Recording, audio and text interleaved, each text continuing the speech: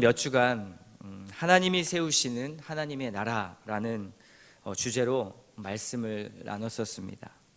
아브라함과 이삭과 야곱으로 이어지는 그 하나님 나라의 이야기 안에는 늘 완전한 믿음과 완전한 순종은 없었다는 것을 우리는 잘 보았습니다. 오히려 족장의 가족 이야기를 통해서 어땠습니까? 하나님의 택한 백성임에도 불구하고 인간의 거절의 역사가 지속 반복되는 것을 우리는 말씀을 통해 보았습니다. 지속되는 인간의 죄악과 실패, 낙담과 좌절, 음모와 거짓, 자식을 편애하고 또 형제들끼리 시기와 질투를 할 뿐만 아니라 학살과 도망, 끊임없이 자기중심적인 그러한 인간들의 모습이 그 족장들의 이야기 안에 나타났었습니다. 저러고도 하나님이 택한 백성들인가? 라는 그러한 의문이 들 정도로 그들의 삶은 악하고 연약했습니다. 그럼에도 불구하고 하나님께서는 이 모든 인간의 악과 연약함을 무엇으로 바꾸셨습니까? 선으로 바꾸셨습니다. 하나님의 나라를 세워가시는 것을 다시 한번 어제 요셉의 스토리를 통해서 우리 주일 말씀 때 어제가 아니죠, 주일 말씀 때 나누었었습니다. 그때 하나님께서 요셉을 통하여 어떠한 일들을 하셨습니까? 요셉과 함께 하심으로 형통하게 하셨습니다.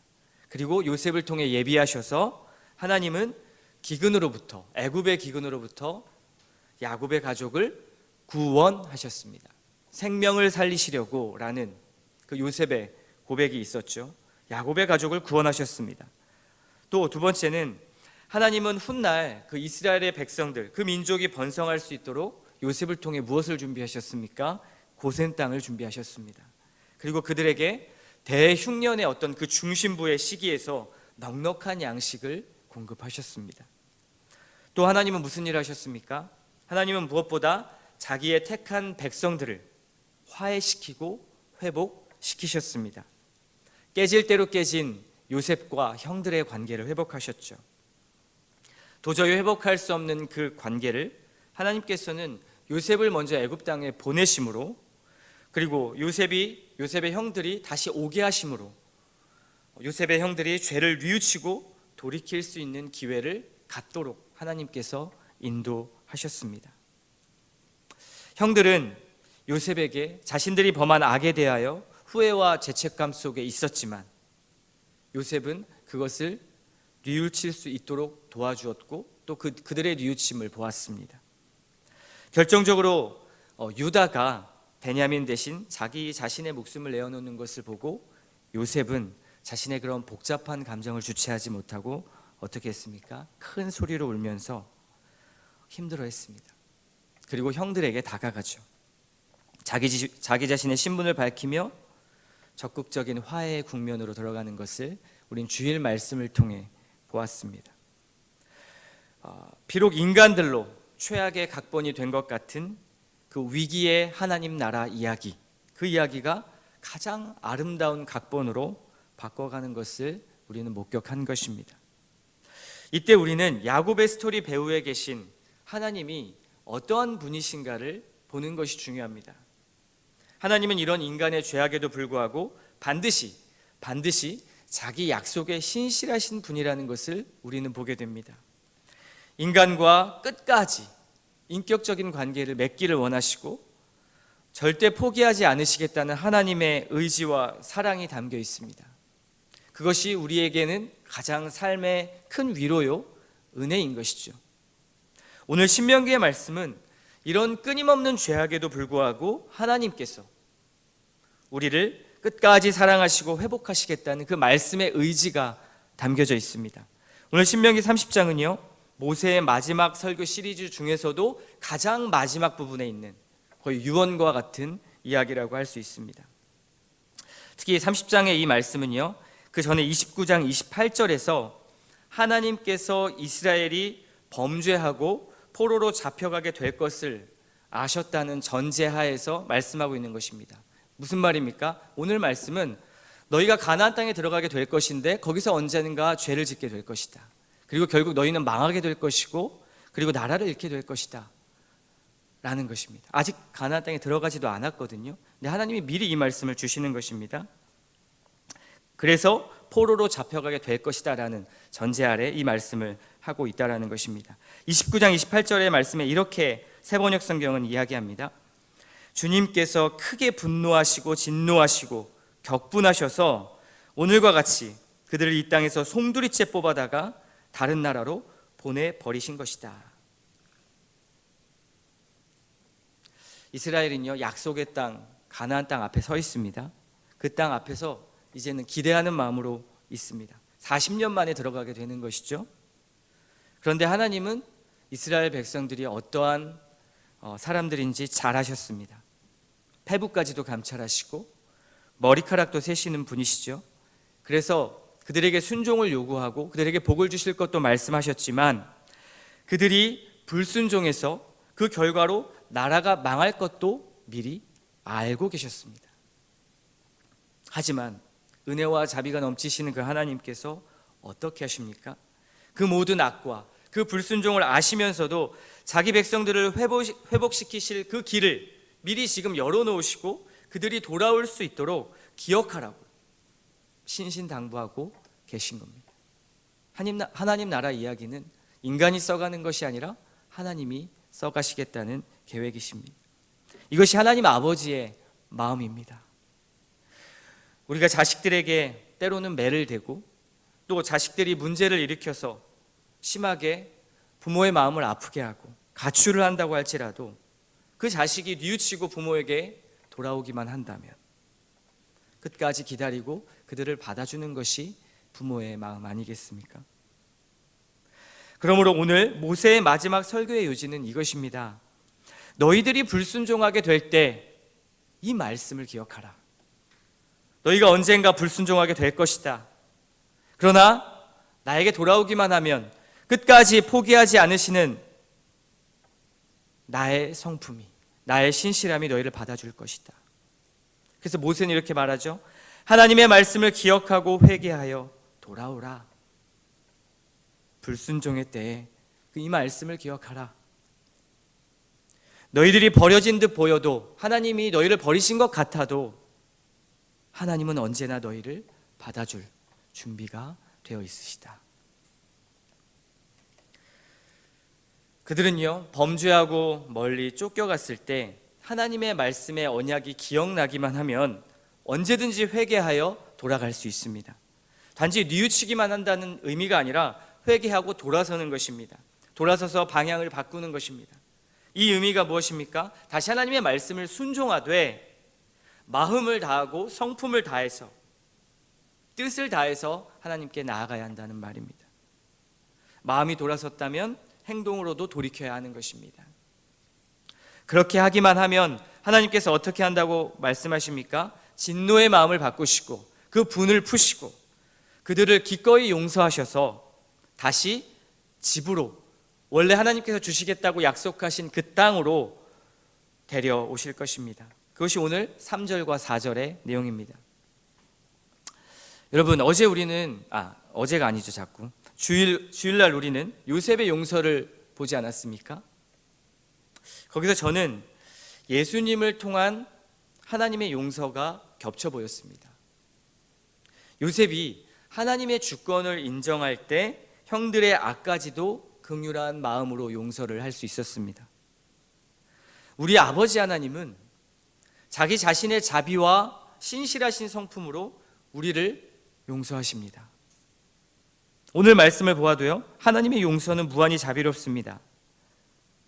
그리고 그뿐만 아니라 돌아오기만 하면 어떻게 자기 자녀에게 하신다고 말씀합니까? 5절 말씀 한번 보십시오. 내 하나님 여호와께서 너를 네 조상들이 차지한 땅으로 돌아오게 하사 내게 다시 그것을 차지하게 하실 것이며 여호와께서 또 너에게 선을 행하사 너를 네 조상들보다 더 번성하게 하실 것이다. 하나님께서 돌아오기만 하면 이전에 누렸던 복보다 더 번성케 하실 것이라고 약속하십니다. 자기 백성들이 아무리 먼 곳에 있을지라도 직접 찾아 나서셔서 하나님이 그들을 데려오실 것이라 말씀하시고요, 그리고 그들에게 더 큰 복을 허락하시겠다라고 약속하십니다. 여러분, 우리 자녀들이 있지 않습니까? 믿지 않는 남편들이 있습니다.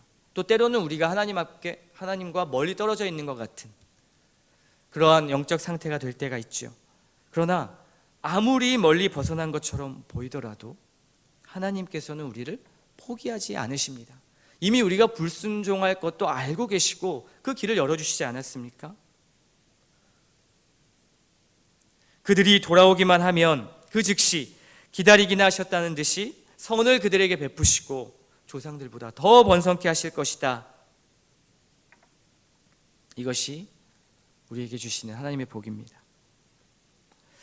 그리고 너무 중요한 말씀이죠. 우리 자녀들과 특별히 수련회를 앞두고 있는 세상의 가치에 그대로 노출되어 있는 우리 청소년 아이들을 향한 우리의 기도 제목의 말씀이기도 합니다. 그것이 6절 말씀입니다. 우리 6절 말씀 다 같이 읽어보겠습니다. 시작.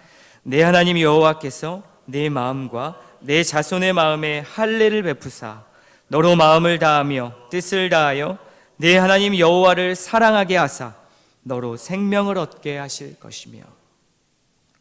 여러분, 하나님께 돌아가야지, 나 이제 죄악에서 멀리해서 하나님께 가야지 라고 하는 것이 스스로 되십니까? 스스로 기억이 나십니까? 불가능하죠.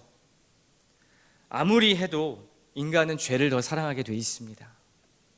그런데 하나님께서는 그들과 그들의 후손의 마음에 할례를 주셔서 그 자녀들이 마음을 다하고 성품을 다해서 하나님을 사랑하게 만들어 주시겠다고, 그들로 생명을 얻게 만들어 주시겠다고 6절 말씀에 약속하는 것입니다.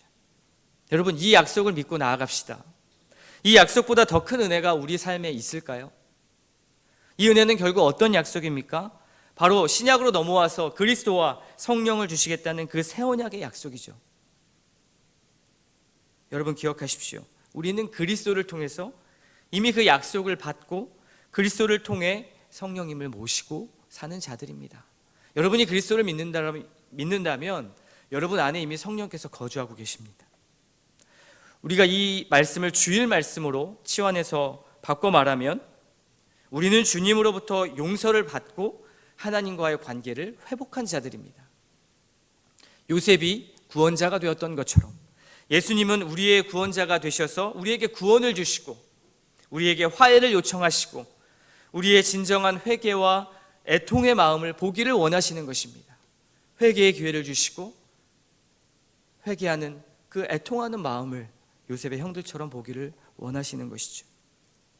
그 하나님은요, 야곱의 가족에게 모든 것을 또한 공급하셨습니다. 회복함으로 말미암아. 어떻게요? 부족함 없이. 창세기 45장 11절 말씀으로 가면 요셉이 이렇게 말하는 장면이 나옵니다. 흉년이 아직 5해가 있으니 내가 거기서 아버지를 봉양하리이다. 아버지와 아버지의 가족과 아버지께 속한 모든 사람에게 부족함이 없도록 하겠나이다 하더라고 전하소서. 요셉의 말이었습니다. 야곱의 가족들, 자신의 가족들을 애굽 고센 땅에 놓고 부족함이 없게 하겠다. 다른 번역으로는 가난함이 없게 하겠다, 결핍이 없게 하겠다라고 이렇게 이야기합니다.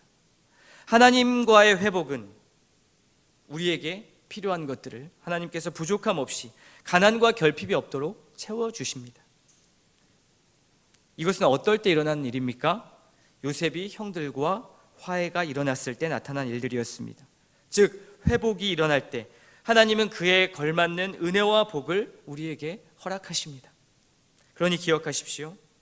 하나님께서 이 모든 것을 이루어가시지만 이것을 우리에게 깨닫게 하셨다면 우리는 오늘 말씀처럼 마음을 다하고 뜻을 다하여 여호와께 돌아오기만 하면 되는 것입니다. 여기 청소년부 우리 온유도 나와 있는데, 온유야, 하나님께 돌아오기만 하면 돼. 아멘이지? 여러분 오늘 말씀 잘 보십시오. 오늘 이 짧은 본문 안에 3번이나 마음을 다하고 뜻을 다하여라고 반복 강조하고 있습니다. 반복한다라는 건 강조한다는 뜻이고 강조한다는 것은 중요하다는 뜻이죠. 마음을 다하고 뜻을 다하여 여호와께 돌아오고 여호와의 말씀을 청종하고 마음을 다하고 뜻을 다하여 하나님을 사랑하라. 이게 반복됩니다. 이것이야말로 하나님 앞에 우리가 가져야 할 겸손하고 온전한 자세입니다. 우리 부모님들, 아이들에게 마음을 다하고 뜻을 다하여 하나님을 사랑하는 모습을 보여주십시오. 그것이 최고의 교육이고 최고의 인생 교육입니다. 사랑하는 성도 여러분, 우리 한 가지 더 기억해야 할 것이 있습니다. 하나님은 우리에게 이러한 순종의 조건을 걸고 우리에게 회유하는 것이 아니라는 사실입니다. 또 반대로 협박을 하시는 것도 아닙니다. 순종하면 복 주고 불순종하면 너 지옥 가게 할 거야, 이렇게 협박하는 것이 아니라, 사실 말씀대로 살지 않고 불순종하면 오는 저주, 그리고 말씀대로 살면 따라오는 이 축복은 하나님을 향해 나아가는 조건이 아니라 결과라는 사실입니다. 예를 들어 보겠습니다. 아이들에게 펄펄 끓는 뜨거운 기름에 손을 넣지 말라고 아이들에게 경고했습니다. 너 이렇게 하면 안 돼. 여기 손 넣으면 안 돼. 근데 아이들이 호기심이 생겨서 무지해서 그 말씀에 불순종하고 손을 넣었다고 생각해 보십시오. 그 결과는 얼마나 끔찍합니까? 상상도 하기 싫습니다. 매일 건강한 음식을 섭취하도록 부모님께서 건강한 식단으로 아이들에게 만들어주시는데, 그 식단대로 먹는다면 건강하게 성장할 텐데, 아이들이 식단대로 먹지 않고 불순종해서 불량식품과 매일 정크푸드를 먹고 자란다고 한번 생각을 해보십시오. 아이들의 건강의 결과는 어떨까요? 그 불순종의 결과는 어떨까요? 말씀에 순종하는 것 역시 동일합니다. 복을 받기 위해서 순종하는 것이 아니라 하나님께로 나아갈 때 그 복들이 우리에게 오는 것입니다. 하나님은 우리를 위해 생명을 얻고 복을 누리는 길, 생명의 길을 알려주신 것입니다. 핵심이 무엇입니까? 하나님은 우리에게 인격적인 관계로 요청하신다는 것입니다. 조건이 아니라. 마음의 할례를 받으라는 이유가 무엇입니까? 하나님이 우리를 창조하신 그 이유, 자기 아들을 십자가에 죽기까지 우리의 죄를 대속하시려고 희생하게 하신 그 이유가 무엇입니까? 우리와 화해하고 사랑하기 원하시는 것이죠. 주님이 오늘도 우리에게 말씀하십니다. 나에게 돌아오라, 나와 화해하자, 나와 사랑하자, 너는 내 아들이요 내 딸이란다. 요셉의 형들처럼 요셉의 화해 요청은 완전한 은혜입니다. 총리라는 권력과 권위로 그들에게 무자비한 복수를 할 수 있었지만, 하나님의 주권과 섭리를 통해 하나님의 스토리를 보았던 요셉, 그 요셉을 기억해 보십시오. 죄 가운데 두어 심판을 받고 멸망해도 마땅할 우리에게, 예수님을 통해서 우리에게 화해를 요청하시고 사랑하자라는 그 요청, 그 역시 자격 없는 우리가 누릴 수 있는 우주에서 일어날 모든 사건 중에 가장 큰 은혜의 사건이 아니겠습니까? 여러분, 혹시 하나님과 멀리 떨어져 계십니까? 하나님의 은혜로운 화해의 요청에 그 손을 잡으십시오. 요셉의 형들처럼 아무것도 할 수 없는 그 자리에서 요셉이 그저 베푸는 은혜를 누리십시오. 하나님이 우리에게 이렇게 조건 없는 은혜를 그리스도를 통해 베푸셨습니다. 이 은혜의 요청을 저와 여러분들이, 그리고 우리 자녀들이, 우리 가족들이 받고 누리기를 소망합니다. 이번 여름 성경학교를 통해서 말씀을 받은 우리 아이들과 또 청소년부 수련을 통해서 그 은혜를 받을 아이들이 이 하나님의 화해의 요청에 손을 잡고 하나님과의 관계가 회복되는 그런 은혜가 아이들에게 있고 저와 여러분에게, 여러분의 가정에 있기를 주님의 이름으로 축원합니다.